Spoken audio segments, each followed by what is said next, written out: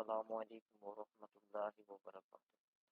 इससे पहले के लेक्चर के अंदर हमने जौहर की साख्त वाला सबक शुरू किया था। स्ट्रक्चर ऑफ एटम, जौहर की साख्त, उसके अंदर हमने सारी चीज़ें समझे थे कि आपके किस तरीके से सारे आंसर जो होते हैं जौहर के अंदर, जौहर की शक्ल क्या होती है, जौहर क्या होता है, जौहर की तारीफ देखे थे, जौहर के अंदर क्या मौजूद होता है, क्या मौजूद नहीं होता, सारी की सारी चीज़ें हमने क्या किए थे, देखे थे। अब इस लेक्चर के अंदर जो हम देखने वाले हैं वो अब देखने वाले हैं हम जौहर शक्ल देने वाला जो साइंसदान था।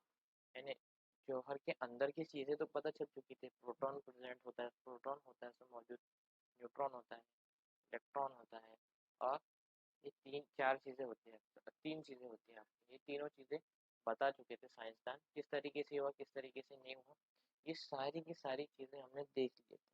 लेकिन अब क्या हुआ, तो जौहर की जो बचा हुआ था वो थी जौहर की साख्त, कि असल में जौहर दिखता कैसे है।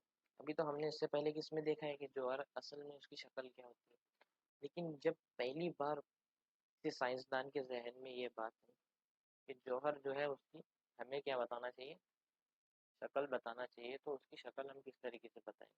तो आपका एक साइंसदान था जिसका नाम था जे जे थॉमसन। जे जे थॉमसन को आप जानते होंगे, जिसने क्या बनाया था, इलेक्ट्रॉन। इलेक्ट्रॉन पता लगाया था, बनाया नहीं था, इलेक्ट्रॉन पता लगाया था कि हमारे जौहर के अंदर इलेक्ट्रॉन मौजूद होते हैं। फिर उसके जहन में एक बात आई कि चलो जौहर जो होते हैं वो तो समझ में आ ही गए कि जौहर के अंदर इलेक्ट्रॉन मौजूद होते हैं, लेकिन वो कहाँ मौजूद होंगे, ये बात भी तो ज़रूरी थी ना। तो उसने बताया था कि आपका तरबूज जो होता है, वाटरमेलन, उसकी उसने एग्जाम्पल दिया, मिसाल दिया। एक आप तरबूज लीजिए, और तरबूज के अंदर क्या मौजूद होता है, लाल लाल उसका लाल लाल उसका रस मौजूद होता है जो तरबूज के अंदर होता है, और उसके अंदर काले जो होते हैं वो बीजे उसके मौजूद होते हैं। तो उसी तरीके से उन्होंने बताया कि जौहर अगर आपको समझना है तो आपको क्या लेना पड़ेगा, आपको लेना पड़ेगा एक तरबूज। वो तरबूज जो है वो आपका जौहर है, यानी उसके अंदर जो लाल लाल चीज़ नज़र आ रही है वो आपके जौहर का अंदर की चीज़ है, और जिसमें काली चीज़ें नज़र आ रही है वो इलेक्ट्रॉन है जो उसने डिस्कवर, ये उसने दिया था। वो टाइम पे कुछ टाइम तक ये चीज़ चली कि चलो जे जे थॉमसन सर बोल रहे हैं, क्योंकि वो बड़े साइंसदान हैं, बड़े साइंसदान हैं तो वो बोलेंगे तो झूठ क्यों बोलेंगे। तो ये बात उस टाइम पे मान ली गई थी, क्योंकि किसी के पास कोई सबूत नहीं था उनको बताने के लिए कि आप जो कह रहे हैं वो गलत है। इसलिए लोगों ने क्या सोचे कि चलो जे जे थॉमसन सर बोल रहे हैं, सर ने लाइट की डिस्कवरी कर दी, इलेक्ट्रॉन बता दिए, तो ये सब बताने वाले अगर बोल रहे हैं तो फिर वो बात सही ही होंगी। इसलिए उन्होंने क्या किया, उस बात को मान लिया। तो कुछ सालों तक ये बात कही गई कि चलो हमारा जो जौहर होता है वो इसी तरीके से दिखता है, तरबूज वाली शक्ल वो आपकी क्या है, जौहर है। लेकिन बाद में फिर एक साइंसदान आया था जिसने उसके बारे में बताया, तो वो हम आगे देखेंगे। तो उसने बोला था कि ये जो शक्ल है ये बिल्कुल ही गलत है, वो इस तरीके से नहीं होते हैं। ये देखो ये क्या है, कहीं भी इलेक्ट्रॉन है घूम रहे इधर उधर इधर उधर उधर, लेकिन असल में ऐसा होता है क्या, नहीं, इलेक्ट्रॉन तो मदार में घूमते हैं ना। वो टाइम तक ये बात कई सालों तक चली, लेकिन बाद में फिर धीरे धीरे क्या हुआ, इसके बारे में एक साइंसदान था, वो साइंसदान को हम इंशाल्लाह नेक्स्ट लेक्चर में देखेंगे। तो ये आपका पहला मॉडल देने वाला था, ये सबसे पहला इंसान था, इसके मॉडल को कहा था तरबूजी मॉडल, भी कहा था तरबूजी, या फिर उसको कहा था पलम पुडिंग मॉडल, पलम पुडिंग मॉडल। और ये पलम पुडिंग मॉडल जो उन्होंने दिए थे 1891 में दिए थे, 1889 के अंदर इसने दिया था, जे जे थॉमसन ने दिया था। ठीक है, और अब उसके बाद फिर कुछ चीज़ें बताई गई, क्या है, सबसे पहले इलेक्ट्रॉन है।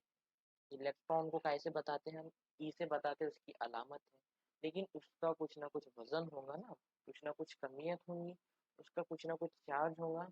तो अब वो बताया गया है, इलेक्ट्रॉन का जो चार्ज होता है वो होता है 1,602,176 ज़रब 10 की कुवत वज़ा 19।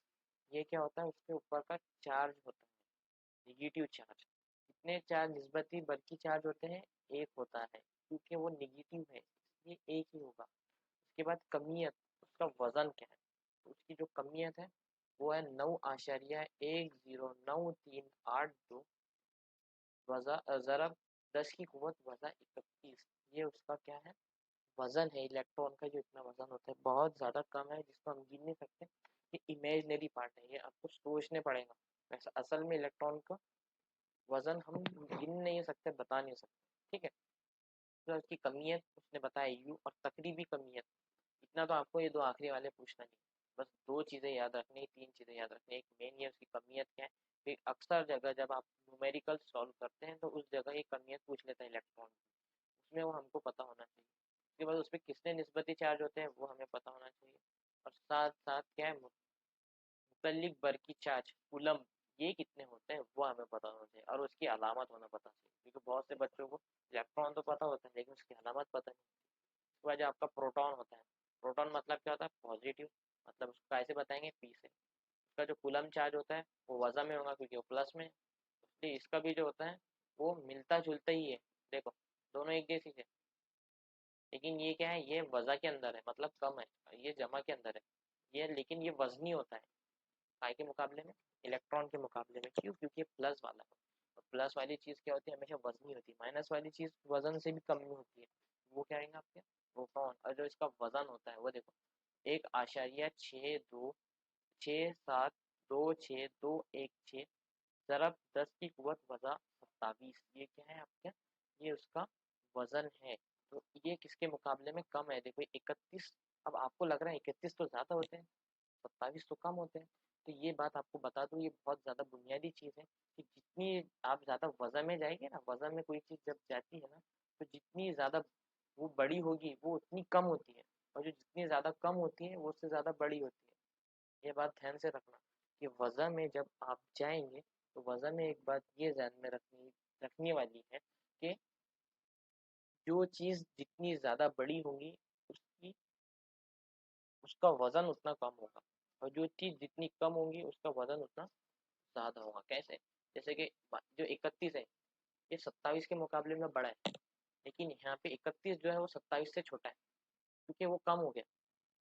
31 मतलब बहुत दूर चले गए, समझ लो एक रूम है, ये एक आपका रूम है, ये 3 रूम है। ये 3 रूम में कोई एक चीज़ यहाँ मौजूद है, ये रूम नंबर 2, रूम नंबर 3। तो मैं बोलूँ आपको, ये जो 31 है वो रूम नंबर 3 है, और जो 27 है वो रूम नंबर 1 है। क्यों? तो अब कौन सी चीज़ पहले आ रही है, 27 पहले आ रही है कि 31 पहले आ रही है? तो एक पहली बार पहली भी आएंगी, और पहले भी आने के बाद इसका वजन भी ज़्यादा रहेगा। इसी तरीके से जो आपका 27 है वो एज़ कम्पेयर टू एस के मुकाबले में 37 31 31 के मुकाबले में बड़ा है। उसके बाद अब आपका न्यूट्रॉन, न्यूट्रॉन पे कोई चार्ज नहीं होता है, न्यूट्रॉन न्यूट्रल होता है, वो जीरो होता है, लेकिन उसका वजन ज़रूर होता है।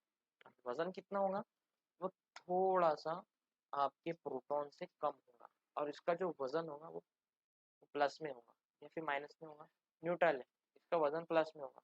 तो ये अगर इसका वजन माइनस में होता था तो ये यहाँ पे माइनस आ जाता था। इसका जो वजन होता है वो 1,674,2,9,2,7, 1,6,7 तक तो सही है, बस थोड़ा सा बदलाव आया है, -27 यानी प्रोटॉन के बराबर है, लेकिन प्रोटॉन से थोड़ा बराबर या फिर बड़ा हुआ है। तो ये दो उसने वजह बता दी। तो हमने तीन चीज़ें हमारे काय में मौजूद होती हैं, जौहर में मौजूद होती हैं। क्या क्या, इलेक्ट्रॉन, प्रोटॉन और न्यूट्रॉन। उसका कूलम चार्ज क्या चार्ज होता है वो भी देख लिए, उसका बर्की चार्ज भी देख लिए, निगेटिव पे -1 रहेगा, पॉजिटिव +1 जमा वाला 1 रहेगा, और न्यूट्रल तो पूरे न्यूट्रल रहता है, वो जीरो ही रहता है। ठीक है, तो ये उन्होंने क्या किए थे, जे थॉमसन सर ने ये वाला मॉडल बताए, लेकिन जबकि वो गलत मॉडल था। असल जो मॉडल था ये इस तरीके से, ये रियल मॉडल है। ये किसने दिया था हम आगे धीरे धीरे पढ़ेंगे। ठीक है, अब हम देखने वाले एटमी एटमी अदद और कमियत अदद, एटॉमिक नंबर और एटॉमिक मास नंबर। अब ये जो कोई भी जौहर रहता है उसको कुछ ना कुछ नंबर दिया रहता है, जैसे कि 10वीं क्लास के अंदर पढ़े होंगे, हाइड्रोजन है, हाइड्रोजन का एटॉमिक नंबर 1 है, यानी उसका एटमी अदद क्या है, 1 है, उसका एटॉमिक नंबर 2 है। तो ये 1 और 2 क्या है, तो यही समझना है हमें। तो सबसे पहले ये क्या है, आपका जौहर है, जौहर के बीच में प्रोटॉन और न्यूट्रॉन है आपके, और ये जो एक है ये इलेक्ट्रॉन है। तो आपको ये बात याद रखना है कि आपके जौहर के अंदर जितने प्रोटॉन मौजूद रहेंगे वो उसका एटॉमिक नंबर होगा, एटॉमिक अदद होगा। क्या होगा, एटॉमिक अदद। यानी ये हाइड्रोजन में एक प्रोटॉन मौजूद है, तो इसलिए इसका एटमी अदद क्या हो गया, एक हो गया। अगर हम हीलियम ले लेंगे, इसका एटॉमिक क्या होगा, एटॉमिक अदद 2 होगा, और एटॉमिक मास नंबर यानी वो होगा कमियत अदद, वो होगा 2। एटॉमिक कमियत अदद वो होगा 4। ठीक है, वो 4 किस वजह से होगा, तो ये हमने हीलियम बनाए हैं, और हीलियम सॉरी ये हीलियम हमने बनाए हैं, हीलियम के बीच में प्रोटॉन है और न्यूट्रॉन है और उसके अतराफ में कितने इलेक्ट्रॉन है। तो इलेक्ट्रॉन कितने हैं, अब एक ट्रिक आपको याद रखना है कि जितने में इलेक्ट्रॉन रहेंगे उतने ही प्रोटॉन रहेंगे और जितने प्रोटॉन रहेंगे उतने ही न्यूट्रॉन रहेंगे। यह याद रखने का तरीका है ऐसा, जितने इलेक्ट्रॉन उतने प्रोटॉन, जितने प्रोटॉन उतने न्यूट्रॉन। ठीक है, जितने इलेक्ट्रॉन उतने प्रोटॉन, जितने प्रोटॉन उतने न्यूट्रॉन। इलेक्ट्रॉन एक रहा तो प्रोटॉन भी एक रहेगा और प्रोटॉन एक रहा तो न्यूट्रॉन भी एक रहेगा। इलेक्ट्रॉन भी एक, प्रोटॉन भी एक, न्यूट्रॉन भी एक। प्रोटॉन दो, इलेक्ट्रॉन दो, न्यूट्रॉन दो। इलेक्ट्रॉन तीन, प्रोटॉन तीन, न्यूट्रॉन तीन। ठीक है, उसके बाद इलेक्ट्रॉन चार, प्रोटॉन चार, न्यूट्रॉन चार। ठीक है, तो एटॉमिक नंबर, एटॉमिक अदद मतलब प्रोटॉन जितने मौजूद होंगे वो आपके एटॉमिक अदद होंगे। और एटॉमिक मास नंबर किसे कहेंगे, एटॉमिक मास नंबर हम उसको कहेंगे। एटॉमिक मास नंबर का मतलब ये होता है कि जिसमें हम प्रोटॉन को और न्यूट्रॉन को जमा कर देते हैं वो क्या होगा आपका एटॉमिक अदद। एटॉमिक अदद, एटॉमिक कमियत की अदद, वो क्या होगा आपका एटॉमिक कमियत की अदद। जैसा कि हाइड्रोजन है, हाइड्रोजन में प्रोटॉन एक है तो इलेक्ट्रॉन भी एक होगा, दोनों को मिलाए तो कितने हो गए दो, तो ये दो आ गया उसका एटॉमिक मास नंबर। अगर क्या करें हीलियम दिए तो हीलियम का एटॉमिक नंबर दो है, मतलब दो प्रोटॉन है, दो इलेक्ट्रॉन और दो न्यूट्रॉन भी होंगे। अब हम यहाँ प्रोटॉन और न्यूट्रॉन नहीं मिलाएंगे, इलेक्ट्रॉन से कोई लेना देना नहीं, उसको छोड़ो। तो हम क्या करेंगे, प्रोटॉन और किसको मिलाएंगे, इलेक्ट्रॉन को मिलाएंगे, प्रोटॉन और न्यूट्रॉन को मिलाएंगे। प्रोटॉन और न्यूट्रॉन को दोनों को मिलाए तो कितना हो गया, दो और दो चार होगा उसका एटॉमिक नंबर चार। उसके बाद आता है लिथियम, लिथियम का एटॉमिक अदद तीन होगा, मतलब इसमें तीन प्रोटॉन मौजूद होंगे, तीन प्रोटॉन होंगे तो तीन न्यूट्रॉन भी होंगे, तीन और तीन कितना होगा इसका atomic number, atomic mass number छः। लिथियम के बाद आता है बेरिलियम, बेरिलियम का एटॉमिक नंबर आता है आपका चार। तो प्रोटॉन कितने होंगे इसमें, चार होंगे, तो न्यूट्रॉन भी कितने होंगे, चार ही होंगे, चार और चार कितने होते हैं आठ, तो इसका एटॉमिक मास नंबर कितना हो गया, आठ हो गया। उसके बाद बेरिलियम के बाद आता है बोरॉन, बोरॉन का एटॉमिक नंबर पाँच है, पाँच। फिर इसमें प्रोटॉन कितने होंगे, पाँच होंगे, तो न्यूट्रॉन भी कितने होंगे, पाँच और पाँच कितना होंगे, दस हो गया। इसी तरीके से उसमें इलेक्ट्रॉन भी होंगे, लेकिन इलेक्ट्रॉन हमें गिनना नहीं है, प्रोटॉन और न्यूट्रॉन ही गिनना है, तो वो हो जाएगा आपका एटॉमी और एटॉमिक मास नंबर। ठीक है, आपकी बात समझ में आ गई। अब इसी से मिलता जुलता आता है आपका आइसोटॉप्स और आइसोबार। तो उर्दू में आइसोटॉप्स और उर्दू में आइसोबार कहते हैं। तो आइसोटॉप उसको कहेंगे जिसका एटॉमिक नंबर सेम होगा, एटॉमिक मास नंबर अलग होगा। अभी समझे एटॉमिक नंबर क्या है, एटॉमिक नंबर होगा आपके जितने भी प्रोटॉन होंगे वो सब के सब क्या है आपका एटॉमिक नंबर। तो ये सब क्या है, नीचे वाले एक जो है ये सब के सब एटॉमिक नंबर है, ये सब के सब नीचे। हाँ, एक बात ये बतानी रहेगी आपको कि हमेशा जो एटॉमिक नंबर रहते हैं वो पैरों में लिखते हैं और एटॉमिक मास नंबर हमेशा सर पे लिखते हैं। ठीक है, तो एटॉमिक नंबर हमेशा पैरों में और एटॉमिक मास नंबर हमेशा सर पे। ठीक है, तो जैसा कि हाइड्रोजन है, तो हाइड्रोजन के नीचे जो ये वन लिखा हुआ है एटॉमिक नंबर है जो पैरों में लिखे, और एटॉमिक मास नंबर उसका दो है तो उसको ऊपर लिखे। तो उसी तरीके से जो नीचे नजर आ रहा है आपको ये दो ये नजर आ रहा है ना आपको, तो ये जो दो ये सब एक एक नजर आ रहे हैं, तो ये सब क्या है आपके एटॉमिक नंबर है। क्या है सब आपके एटॉमिक नंबर है। और जो ऊपर बदले हुए नजर आ रहे हैं, क्या क्या बदले हुए नजर आ रहा है पहले इसमें देखेंगे तो ये एक है, ये एक है, इसका एटॉमिक मास नंबर दो है, इसका एटॉमिक मास नंबर तीन है। तो जिसके एटॉमिक नंबर सेम होंगे और एटॉमिक मास नंबर अलग होंगे वो कहलाते हैं आपके आइसोटॉप्स। आइसो का मतलब होता है एक जैसे। ठीक है, तो आइसोटॉप्स किसको बोलेंगे, जिसके क्या होंगे नीचे के जितने भी होंगे एटॉमिक नंबर वो एक जैसे होंगे और एटॉमिक मास नंबर अलग होंगे, तो हो जाएंगे आपके आइसोटॉप्स। और आइसोबार जिसके अंदर क्या होगा एटॉमिक नंबर तो सेम होंगे लेकिन एटॉमिक मास नंबर क्या होंगे, एटॉमिक मास नंबर तो सेम होंगे, देखो सबके एटॉमिक मास नंबर 40 40 40 है, लेकिन जिसका एटॉमिक नंबर क्या होंगे अलग अलग होंगे, वो क्या हो जाएगा आपका आइसोबार। बच्चों को बहुत कंफ्यूजन होता है, इसलिए मैंने आपको अच्छी तरीके से बात समझा दिया हूँ। आज के लेक्चर में ये इतना ही देखेंगे, इंशाल्लाह इसके आगे के लेक्चर में इसको कंटिन्यू करेंगे। जज़ाकल्लाह खैर।